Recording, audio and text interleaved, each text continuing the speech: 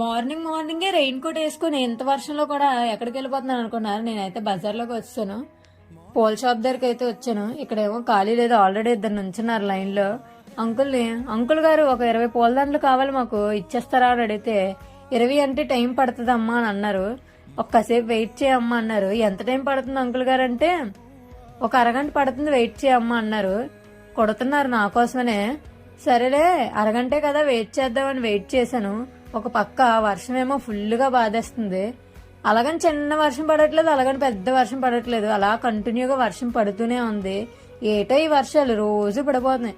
Uncle గారు అయిపోయిందా అని అడిగితే అయిపోయిందమ్మా నీకే అంటున్నారు, కానీ నాకు ఇవ్వడం మాత్రం కనిపించలేదు.